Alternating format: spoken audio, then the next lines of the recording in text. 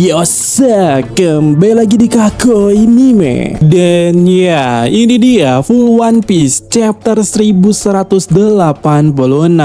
di mana chapter kali ini itu berjudul One More, Moikai atau sekali lagi. Dan chapter kali ini ya ditemani dengan cover request yang bertemakan di Underworld. Loki kecil sedang menggambar Ida sembari Ida datang di sana membawa makan secara diam-diam. Dan benar, ini cover yang GG ya, cover request yang sangat mantap. Nah, di awal chapter kita melihat suasana Esperia Kingdom saat itu. Terdengar suara-suara teriakan dari prajurit Esperia yang berkata, "Jangan menyerah Mina. Pilihan kita cuman menang dan merdeka." Tapi di panel berikutnya kita bisa melihat banyak dari mereka akhirnya tumbang ditembaki oleh agen-agen Cyberpol dan juga Marine. Sementara di sisi lainnya di kastil, Brook masih tak percaya dengan semua yang ia lihat itu. Brook sangat melongo tanpa ada satupun kata yang keluar dari mulutnya.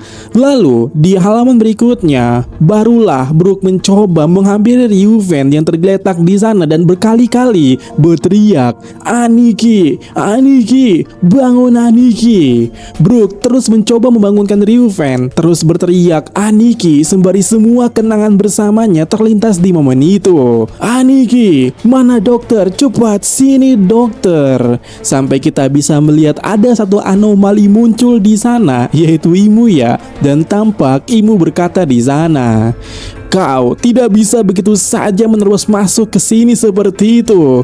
Itu merepotkan." Sementara Shuri di panel berikutnya mulai berkata kepada Brook, "Brook, orang itu sudah mati." Yang mana ya, Brook yang mendengarnya langsung menoleh dan mulai menodongkan senjatanya kepada salah satu Holy Knight yang duduk di sana. Dan Brook berkata seperti ini, "Kau, Teme, kau siapa? Dan apa yang telah kau lakukan kepada Putri Shuri? Aku adalah orang yang membesarkan gadis kecil ini sejak ia masih bayi. Dan ia terlalu suci untuk melakukan hal seperti ini. Ini pasti karena kalian semua kan? Karena aku tahu segala tentang dirinya." Sementara itu ya, Shuri di sana memotong ucapan Brook dan mulai berkata kepada Brook lagi, "Kalau kau tahu segalanya, Brook, apakah kau tahu bahwa aku adalah seorang Tenryubito dan orang ini bukanlah ayah kandungku? Apakah kau tahu itu?" Dan Brook yang mendengar ucapan Shuri tadi itu ya mulai berkata, "Tolong berhenti bilang raja dengan orang ini." Apa maksudmu? Brook yang mendengar fakta menohok dari Shuri itu tak percaya dan langsung berteriak, "Apa yang kau bicarakan barusan? Kau tanpa ragu adalah putri dari Raja Ryuven."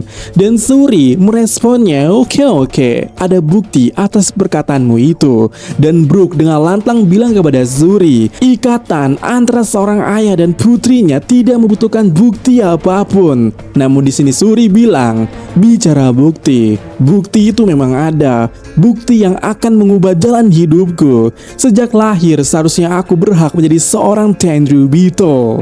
16 tahun masa hidupku terbuang sia-sia. Tidakkah kau mengerti kemarahanku? Dan apakah kau pikir mereka meminta 1000 budak dari orang ini?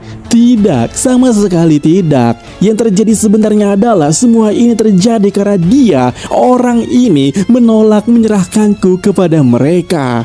Orang ini adalah seorang raja gagal yang menyebabkan rakyatnya mati sia-sia." Dan Brook di sana tampaknya muak ya dan menyuruh Shuri untuk stop memanggil Ryuven sebagai orang itu. Tapi di panel berikutnya Shuri tetap berkata, "Karena itu aku membuatnya menanggung akibat dari dosa-dosanya.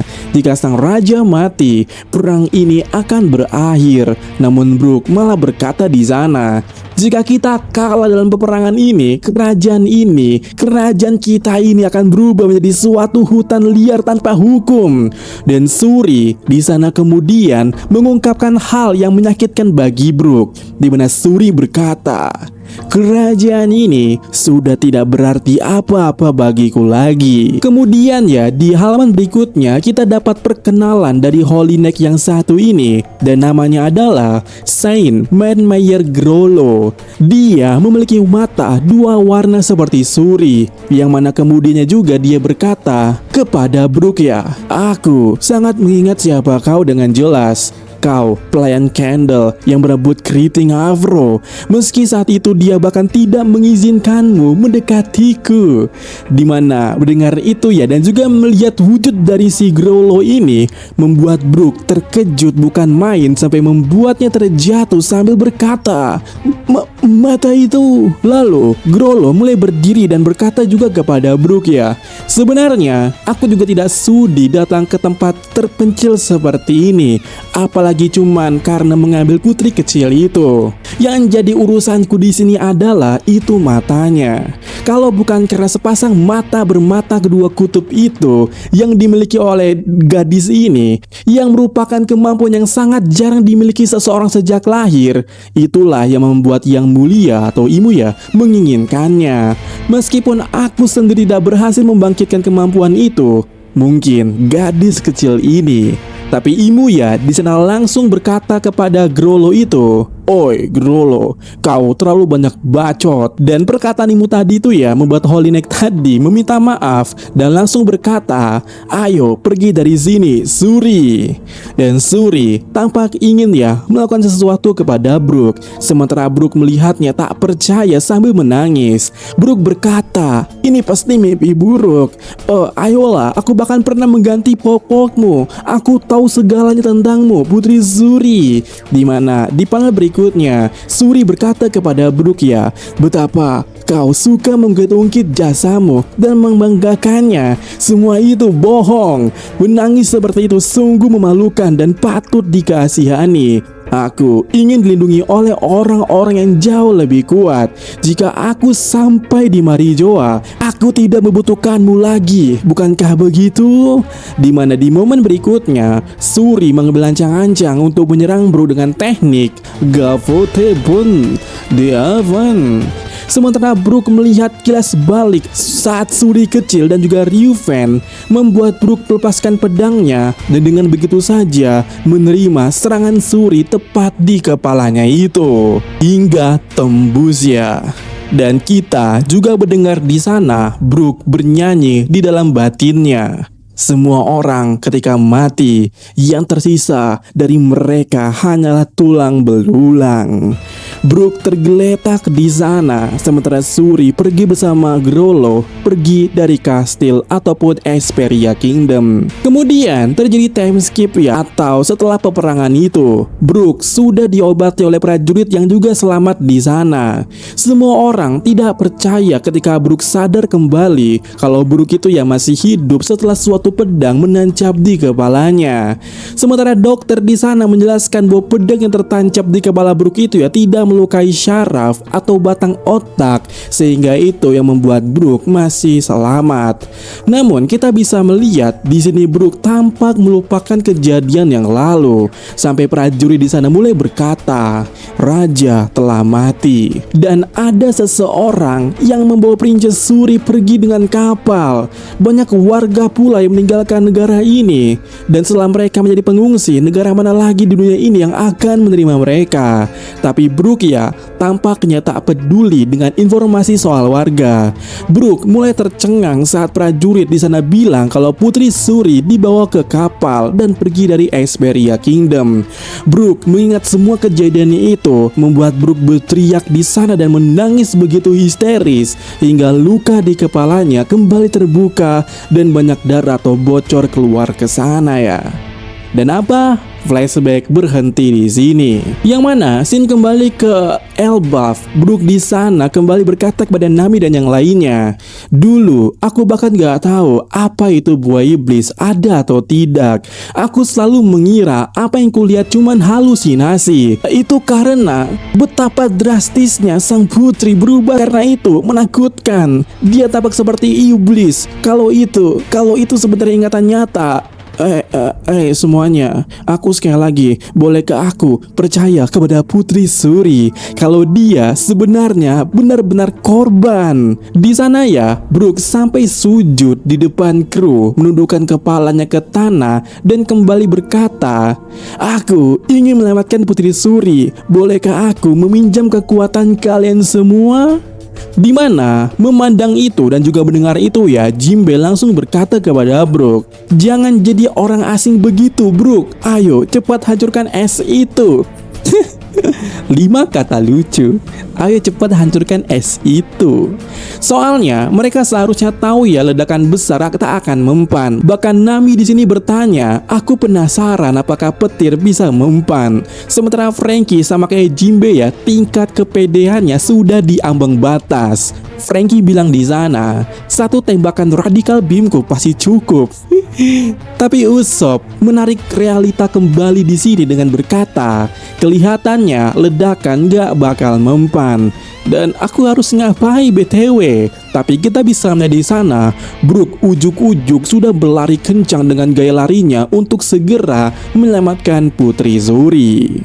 Dan satu pertanyaan, apakah mereka bisa membebaskan es Ragnir yang kita tahu ya? Dari perkataan Loki saja, es itu tidak akan mencair kecuali dari kehendak si Ragnir itu sendiri. Ataukah jangan-jangan buah iblisnya Brook ini justru kunci yang menarik untuk sebagai plot yang satu ini? Ya, mari kita tunggu aja lah ya aksi Brook ya.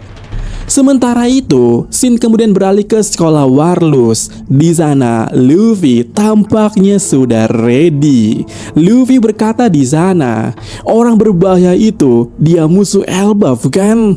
Dan Luffy kemudian terlihat melepaskan sepatunya dan kembali mengenakan sandal jepit swallow-nya itu. Dan Luffy kemudian ya melompat dari sekolah Warlus menuju tempat Imu dan Loki berada. Dan di sana Luffy berkata pula, "Dia musuhku, dan saat ini aku merasakan kekuatanku mengalir dalam diriku dengan sangat deras sampai aku merasa tidak seorang pun bisa mengalahkanku."